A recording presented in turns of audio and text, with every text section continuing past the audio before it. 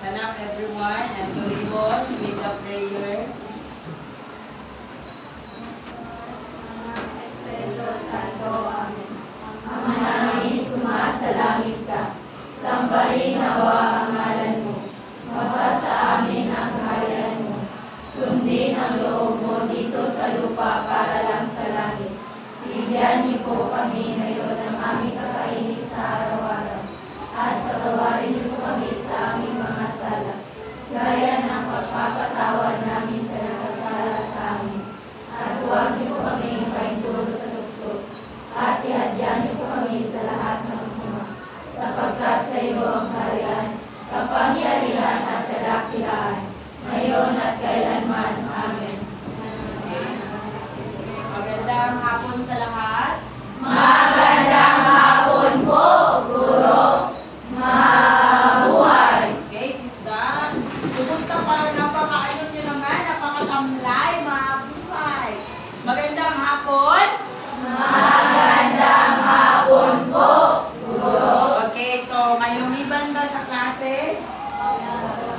Okay, may lumiban ba sa klase? Okay, wala kayong lumiban sa klase. So, i-check mo dyan, aking tagapagtala. Bigyan ng 5 puntos lahat ng nandito kasi walang lumiban. Lahat ng nandito. Okay? Ngayong hapon na ito ay magkakaroon tayo ng paksa. Ako ang inyong guro sa Pilipino. Si Binibining. Ginang. Ginang na uy. May asawa na ako. So, yung pangalan ko ay si Ginang.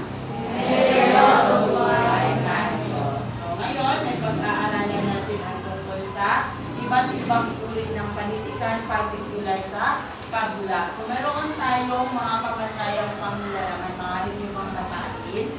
Kahit pa mahalas na mga mag-aaral ang kasalayang komunikatibo, malikhain at kritikal na pag-unawa at pagsusuri ng mga tekstong pampanitikan. Suluyan, sa panahon ng pagtutubo at tekstong informasyonal, expository, para sa pagbuo ng kapatawaran at pagpapahalagang Pilipino, at pagbuo ng mga teksto sa iba't ibang paraan, multimodal, para sa tiyak na layunin, kapapahulugan at target na mabasa o algorithm. Okay, sa pamamagitan ng ating pamantayan, ibig sabihin, marunong o magkakaroon kayo ng kaalaman sa pagbuo ng teksto,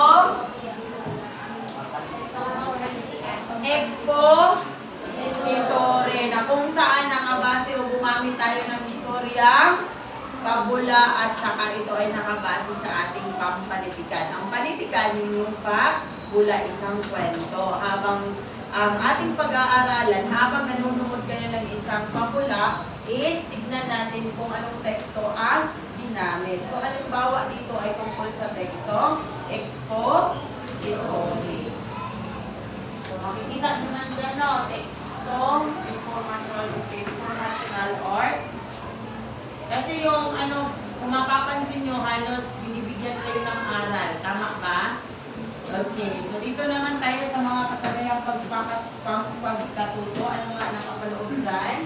Nagsusuri ang mga dalaye ng tekstong pampanitikan para sa kritikal na pag-unawa. Okay, so gamit dyan, or gamit ang pagkatuto, magkakaroon kayo ng pagsusuri sa mga bawat detalye sa kwentong inyo, makikita o mababasa. So, meron tayo, or tinitingnan natin yung critical thinking ninyo or metacognition ninyo sa pag-unawa. Kasi hindi naman lingid sa inyong kaalaman, base sa kasaysayan ng pabula natin pinag-aralan, ito ay tumutukoy sa aral ng buhay. Tama ba? Ano nga yung pabula? Ginagamitan ng mga hayop. So, meron tayo pakibasa ng ating layunin. Nagsusuri ang katangian at papel na ginagampanan ng mga tauhan sa pabula. Naibabahagi ang sariling ideya tungkol sa kahalagahan ng pag-aaral ng pabula bilang isang kabataan. Nagagamit ang dating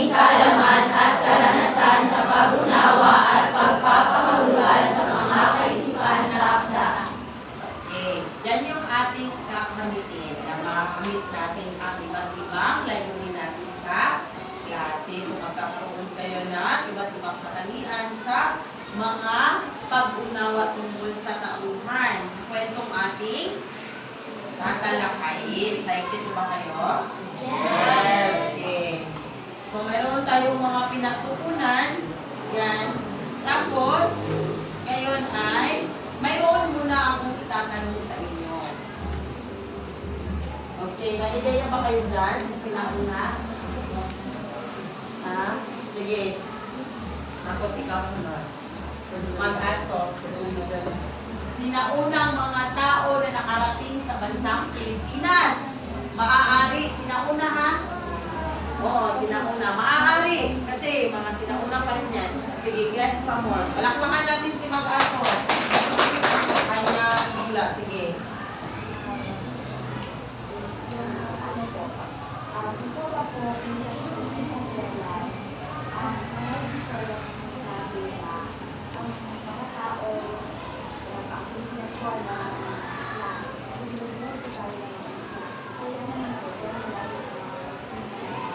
Sleep, ano pa?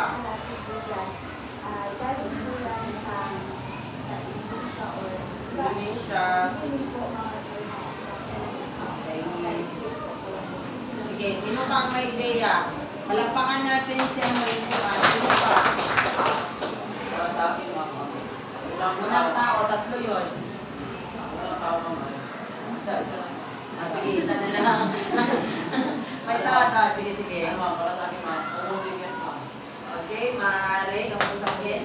Palakpakan nyo. Kasi, mga sinaunang tao pa rin yan. Pero di ba, mayroon tayong tatlong urik ng mga tao. Nasa kasaysayan nyo yan. Sa kasaysayan nyo. Okay, tama, Nick. Ano pa? Okay, tignan natin ha. Tama ba? Okay, ano ang tawag nyo dito? Aita. Ano yun? So, ay ba nasa kasaysayan nyo yan sa AP?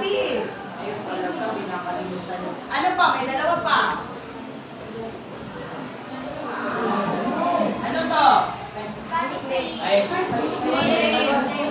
Ah, mali. Aita, igurot. Ano niyo ba? Yung, ano nga yun? Mga igurot. Aita. Malaysian. Iba na ito?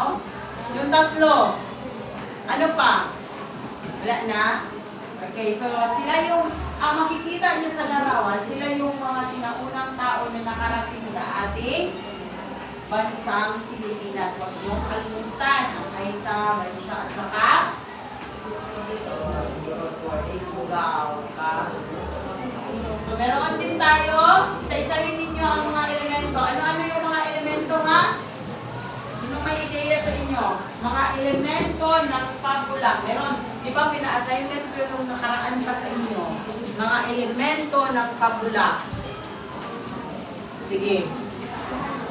Meron tayong tauhan, tama. Nagpuan. Tignan mo yung mga ano. Banghay, ano pa? Dialogo, ano pa? Ano yan? Epikto? Pangtunog, very good. Ano pa? Okay, so may karagdagan ako dito. Lahat po ng nakasagot ay nakarecord po yan sa aking tagapagtala. Very good, palakpakan natin. So, at dagdagan na lang din natin, meron tayong tauhan, taguan, banghay. At saka, sa banghay, meron tayo okay, so very good. So dito naman, solve mo letra ko. Pakibasa ng instruction o gabay na tanong. Ay, gabay na inyong gagawin. Magbibigay ang guro ng larawan at kukumpletuhin ang mga kamagat sa pamamagitan ng paglutas ng mga numero para makuha ang tamang alpabeto. Okay, may ibibigay ako sa inyo base sa inyong binasa dyan. Ano nga yun? May ibibigay akong solve mo letra ko. Example, dito banda, papangkatin ko man kayo. Ito yung pangkat una, dalawa, tatlo, apat. May ibibigay ako bawat isa sa inyo na ganito. Isusolve nyo ito, tapos yung letra niya, kunwari si number 5 is letter A, 8. 3 plus 1 at 3 plus 2 equals 5. So si 5 is letter A. Huwag niyo lang kalimutan na, this is your group. You can go to your group para sa ano, huwag lang magingay. Huwag lang magingay. Oh, pwede na sulatan. Solve nyo. Huwag lang magingay.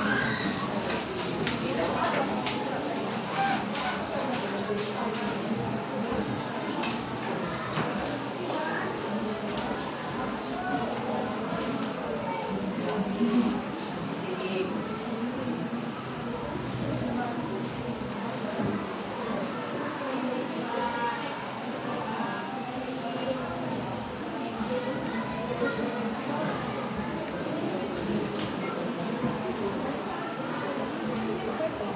Go!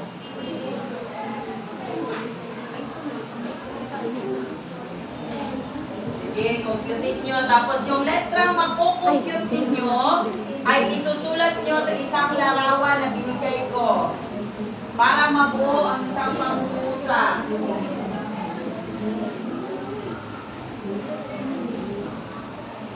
Kumalakpak yung tapos na ha, na nasulat na.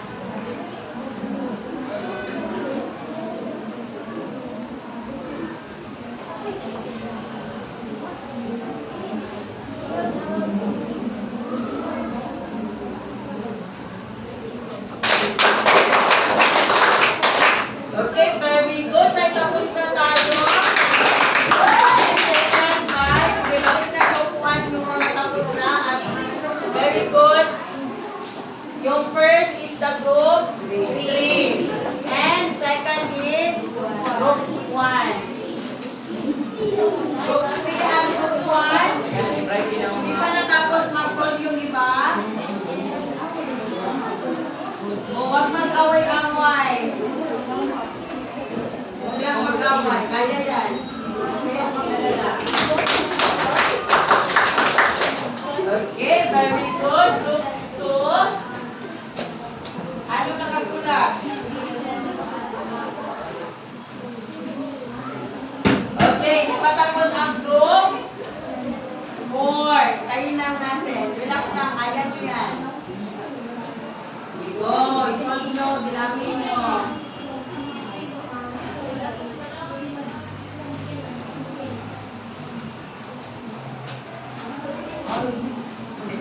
Bilang. Isolve nyo.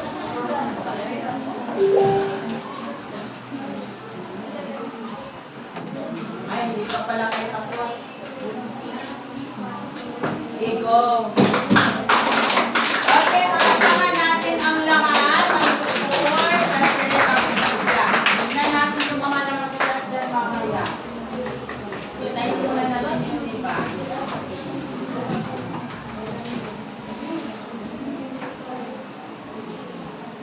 Sige, yung papel na nasa inyo, tignan ninyo, mamaya-maya.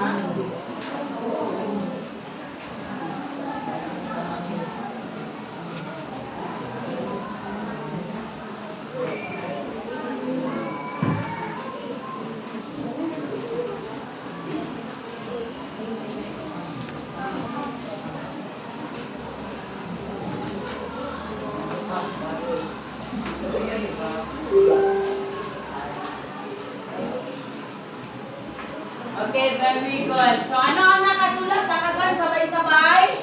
Sigaluhan ang malinaw. Okay, siguro naman ay meron na kayong ideya base sa ginawa natin na gawain kung ano ang paksang ating tatalakayin. Ito ay tungkol sa Ilandog at Batingaw. So, base sa inyong binuo o sinolve na mga numbers, nakabuo siya ng isang letters na may kahulugang Sikli, Landog at Batingaw. Very good.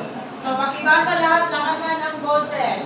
Ito ay isang maikling kwento kung saan ang mga tauhan ay karaniwang mga hayop na nagsasalita at may katangiang pantao. At ang layunin nito ay magturo ng moral o mahalagang aral. Okay, ano nga yung topic natin?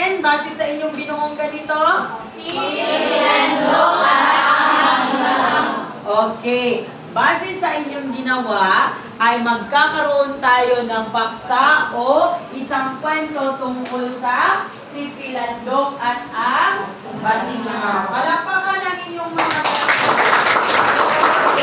Group 1, mayroong additional class. Yung pinaka-nauna ay si Group 3, plus 2. Tapos, sumunod ang ito kasi natagalan kayo, no? Pero plus 2 pa rin. At ang lahat ay mayroong plus 1. Lagay nyo dyan. Palakpakan. So, ngayon, para sa ating paghawa ng sagabal, pakitignan ang ating si Pilandok ay nangangahulugan, pakibasa. Philippine House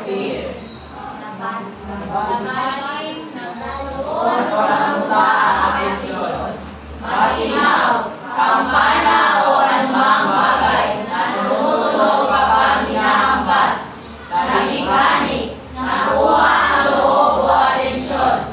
Mandirigma, warrior na kikitigma upang ipagtanggol ang lupain o kapayapaan. Okay, kung makikita ninyo, ito yung mga termino na hindi kayo milyar sa kwento. Kapag nakita ninyo si Pilandok, ano nga yung kahulugan? Philippine House Okay, very good. How about nabiling? Okay, si Batingaw, ano ang kahulugan? Kampana o anumang bagay na tumutunog kapag hinahampas. Okay, how about nabighani? Nakuha ang loob o atensyon. How about mandirigma? Warrior na kikitigma upang ipagtanggol ang lupain o kapayapaan. So, siguro naman ay kayo ay handa na kasi alam nyo na ang mga kahulugan ng bawat salita. Ngayon ay mainihanda akong video dito. Panoorin ninyo kasi susuriin natin ang teksto o ang kwento o ang aral niya. Si Pilandok at ang Batiran, sinaayos muli mula sa bayan ng Luna. May isang Pilandok na sinuyod ang lupa para maghanap ng makakain. Dahil naging Okay, papanoorin ninyo ang kwentong tungkol sa si Pilandok.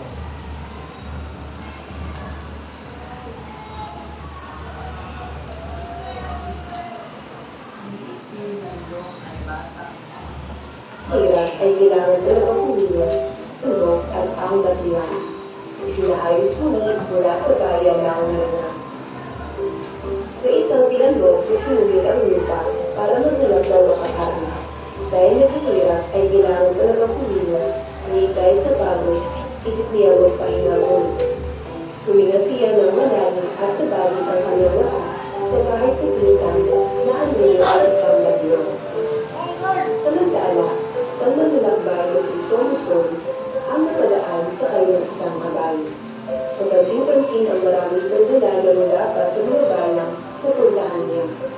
Kabilang sa mga dala niya ang mga diamante, ginto at mamahaling mga bagay.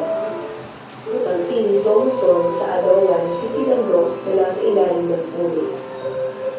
Winikan niya, "Bakit ka na dyan sa ilalim ng puno yan?" "Ay, ako ang atasan ng sultan na bandayan ang napakahalaga at mamahaling gamit niya at nakataya ang buhay ko ba dito?" Mabilis na sabi ni Pilandok na nagbuhaya ng noon sa tanong ng manlalakbay. "Nakataya ang buhay mo? Sa tumbas ng isang mamahaling o mahangin ang bagay mo yan?" Tanong ni Somson. "Opo, isang mahalagang bagay, ang Batingaw," sagot ni Pilandok. Patunugin natin ng malaman natin, maaari ba?" Tanong ni Somson. "Naku, hindi maaari," sagot ni Pilandok. "Yun lamang karapat-dapat ang maaaring gawan ko. Ang mga kamag-anak lamang ng sultan ang maaaring magpatunog ng Batingaw na ito." Natigilan si Somson sa sagot ni Pilandok. Lalo lamang itong nagtaka at naakit na patunugin ang inaakala niyang Batingaw upang mapakinggan ang itinatawag tunog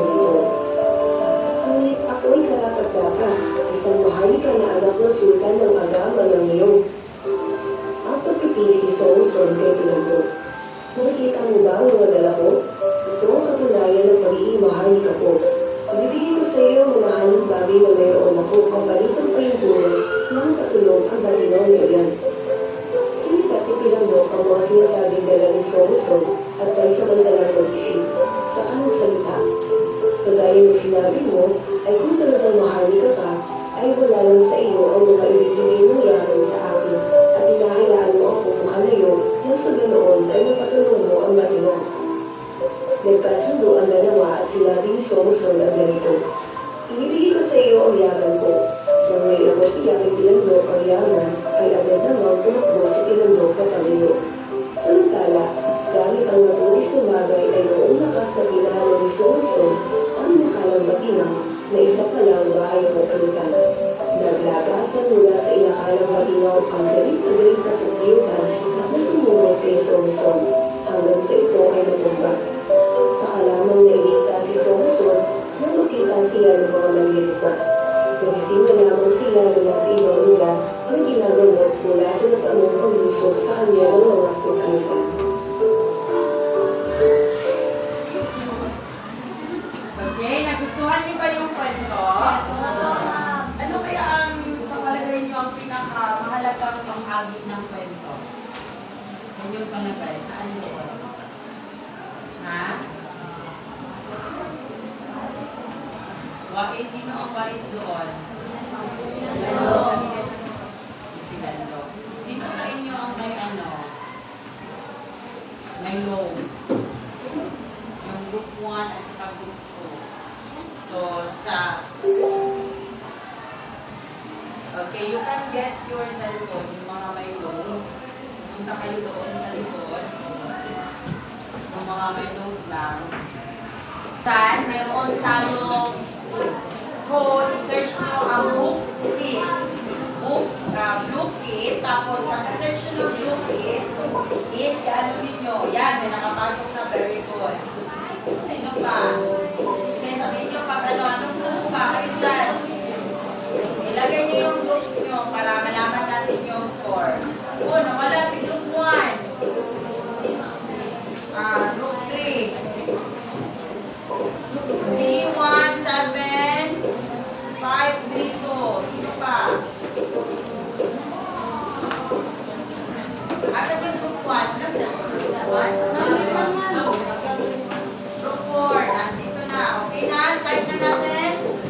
Wala na problema. 4 teams. Okay na? Start ko na. 1, 2, 3, start.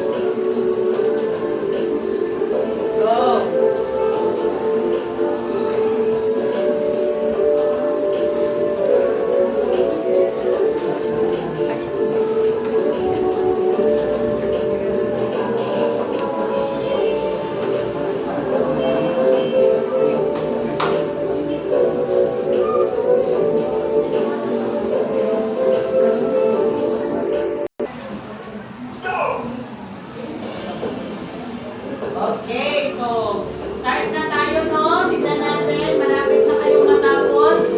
Wow, very good. May namumuna na. Oh, namumuna na. Oh,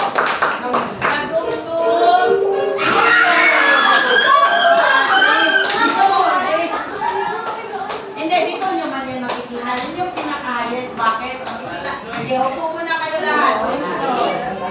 Dalawa yung second natin, dalawa. Isang first, yung group 1, at saka group, wala lagi yung ano. Ano to? Yung report natin, tignan natin ha. Ito yung score nyo. Si group 1 naka nakakuha ng 3 over 5, tama ba? Si group 2, nag-group 2 nakakuha na. Si group 4 is, okay, tatlo sana kayo, pero yung kinuha lang is, ang isa may pumasok kanina. Okay, mayroon tayong 3 is the, yung score ng group 1 is 3. Sila yung first. And group 3 is 2, group 2. Very good. So, alam nyo, madali lang ba yung mga tanong sa loob? Okay. So, kung mapapansin niyo ang kwento o ang mga tanong ay tungkol saan? Sa pinanood ninyo na kabula na si Pilando. Ngayon naman, hindi pa tayo tapos. Yun yung first activity ninyo. Ngayon, meron na naman kayo. Isa pa, activity by group pa rin tayo. Tungkol sa saan? Crossword puzzle. So, yung panuto, pakibasa. Sige. Hanapin sa mga kahon na letra na tamang sagot sa bawat bilang. Okay, so, pupunta kayo. Uy, bakit nandun na kayo? Hindi ko pa sinabi nyo kayo. So, punta pa rin kayo ngayon. Ngayon, huwag maingay. Punta pa rin kayo sa inyong mga grupo. This is the group 1. Group 2. Malakang pa rin yung tapos na 3. More. Sige, yung mga naninyo dyan.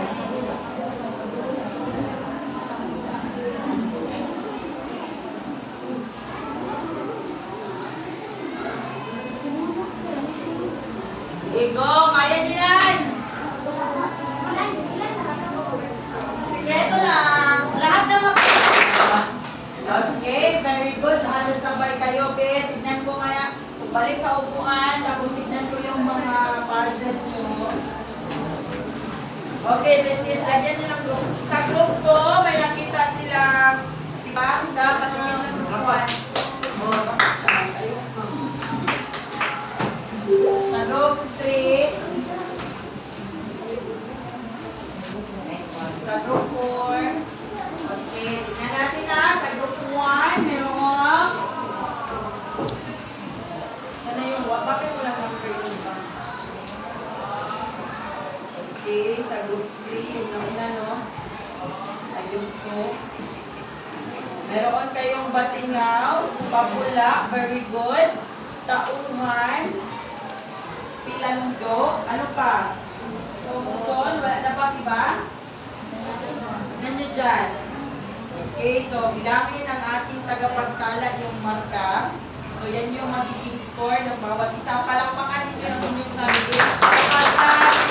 Pero talaga ay tumingin at nakinig. Ang lahat ng inyong sagot ay tama. So meron tayong, ito ay isang kampana kung anumang bagay na tumutunog kapag hinahampas. So, yun yung mga tanong ko kanina na nakuha ninyo. Very good. So ngayon, mayroon akong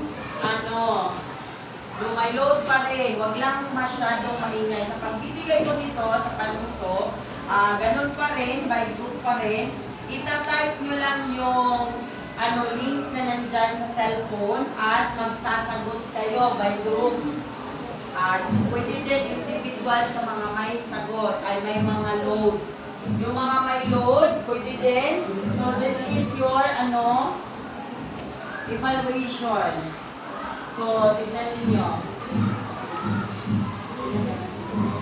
I-type nyo lang yan. Tapos sagutin ninyo. Sige. Hanggang So, bago kayo, pwede yan mamaya, pwede nyo ipapasa agad. Ngayon, bago ang lahat, bago tayo magtapos, nais ko munang tanungin kayo, ano ang mensahe ng kwento? Ha?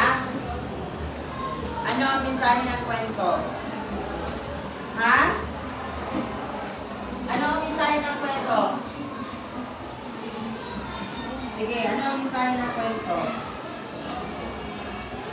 Sige, ikaw. Huwag tayong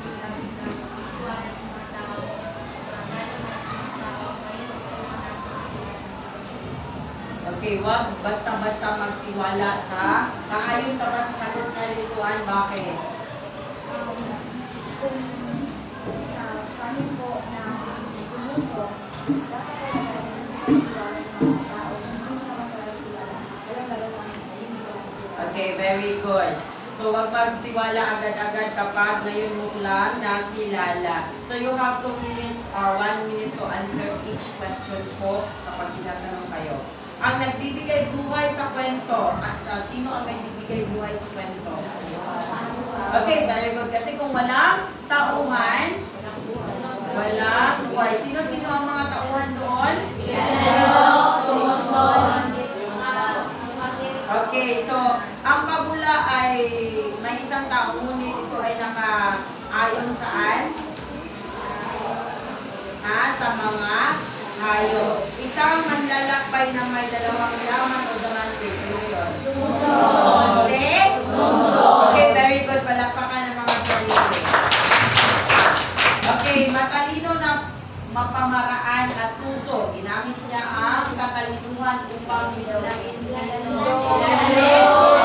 Sinawag kanino doon? Very good. Kaya talaga kayo nanonood. Okay. How about dito sa panglima? Karaniwang gumamit ka mga hayop. Tama. Ano yun? Ano yun? Pabula. Tama. Ito ay pabula.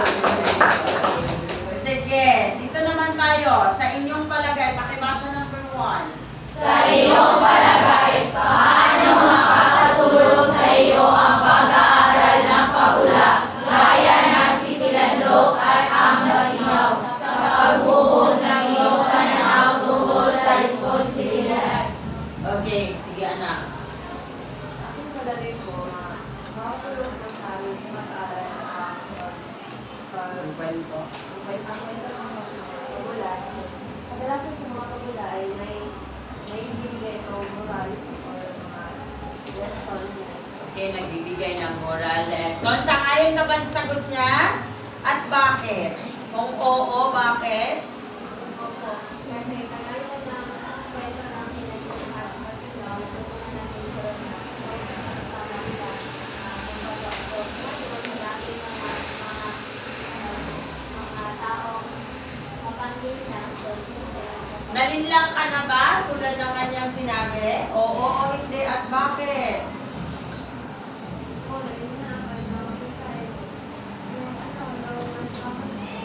Yung summer, bakit?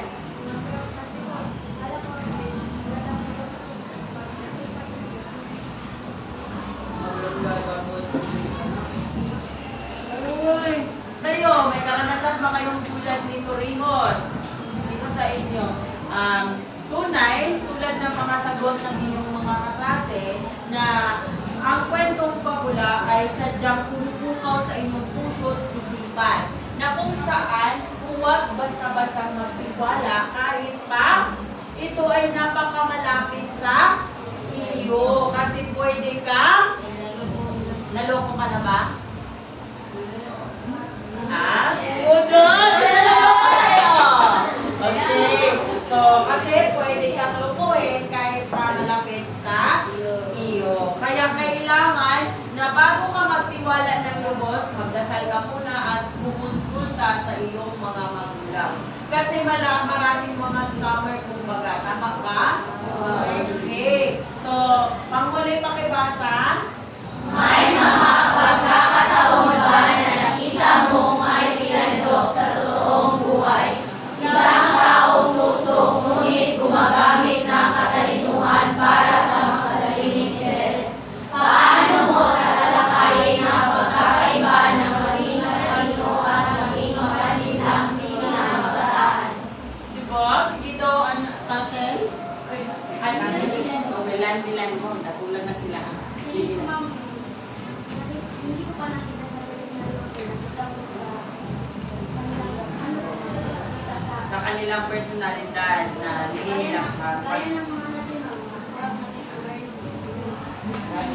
Mga korupsyon, okay? Kasi may iba't ibang opinion man tayo base sa ating napapanood. Bilang isang bata is nakikita talaga natin yung mga interest ng iba. So, hindi mo man naranasan na personal, pero nakikita mo, malaki talaga yung influensya. Pero kahit na, salamat, palakpakan nyo sila.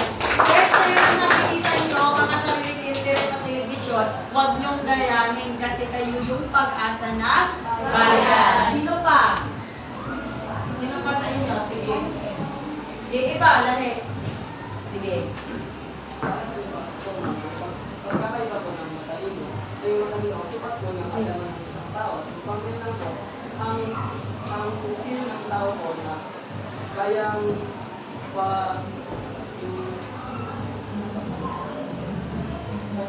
kayang pagkaniwalain ng isang tao. Okay, very good. Okay, kung makikita mo, may kapilo, ano yun? Makasariling interest, tapos pinapaniwala puso, mapanglamang, kumbaga, no? Tapos, pwede kang magpatulong sa kanya, pero akala mo lang tinulungan ka, pero pansariling interest pala. In return, kailangan kunin ang pagkatao mo, char lang. Hindi, bakit ba? Ano lang. So, may mga naranasan ba kayong ganyan? Oh, wala nang ideya. So, sa pagsasamarin natin bilang isang tao, bilang isang bata, base sa inyong sagot sa nakuha ko mula kanina, na kung makikita nyo at may naranasan kayo, tulad ni Torrijos, tulad ni Mijan, tulad ni Mag-aso, at saka yung iba pang tahimik dyan, alam ko may mga nararanasan kayong nalamangan kayo, na tuso, di ba? Tuso, mangupya, tapos hindi nagpapakopya. May ganon, di ba? Tama ba? Yes, ma'am. Pero bawal yun. Bawal po ang pangungopya. Pero meron din iba na ginagamit ka, akala mo kaibigan mo siya, pero may mahal palang iba. Kaibigan mo siya, pero hindi pala. Yung, kumbaga, sa puso niya, sinasaksak kasi ka na pala niya kasi ingit siya sa'yo. Dahil maganda ka, matalino ka, pero bilang isang bata o bilang isang mag-aaral, huwag niyong gayahin yung mga ganun na pananaw sa nakikita niyo sa telebisyon or ano pang nakikita niyo sapagkat bilang isang bata, pagyamanin ang pagiging hindi magiging makasarili or kasi minsan ikaw humihingi ka ng tulong pero kapag ikaw naman yung may kailangan, hindi ka na tinutulungan, naranasan niyo ba yun? Okay, so hindi yun maganda. So tunay na napakaganda ng kwentong Philando kasi sumisimbolo ito ng pagiging kayo. Kaya kunan nyo ng aral. Kasi minsan nagtitiwala ka agad kasi akala mo mahal ka, hindi palang alam. Akala mo totoong kaibigan pero hindi ginagamit ka lang pala. Kaya hindi pwede yun. Piliin ang magiging kasama. Naintindihan? Isipin kung nakakabuti ba o hindi. Agree? Tunay? Bago gumawa ng desisyon, pag-isipan na? Very good. May naintindihan talaga. Kasi minsan, magiging sino ka? Hindi si Pilan ko Okay. So ngayon, balikan natin yung ating, so wala nang tanong sa kwento, wala nang gustong malaman, naintindihan ba na kung saan kailangan is isipin mabuti baka may pansariling pang-interest pa. At yung mga napapanood nyo sa television, laging tandaan, huwag gayahin. Kung ito ay negatibo, huwag nyong gayahin. Piliin yung maging mabuti kaysa maging masama. Hindi nyo gayahin si Okay. May mabuti naman yung dulot, pero may makakapangan at masasaktan ka. Kaya minsan pag-isipang mabuti. Ngayon, tulad ng sinabi ko, pwede nyo i-submit sa aking Google na spreadsheet nyo. Ito yung ating para sa ating mga kahulugan. Isulat nyo sa notebook at maaari nyo ipasa bukas. Maraming salamat sa inyong kooperasyon. Kung wala ng tanong, palakpakan ng inyong mga lahat kayo ay may mga additional points sa akin. Sapagkat kayo ay napakagaling sumagot sa mga meetings at mga gawain natin. Yun lang at maraming salamat.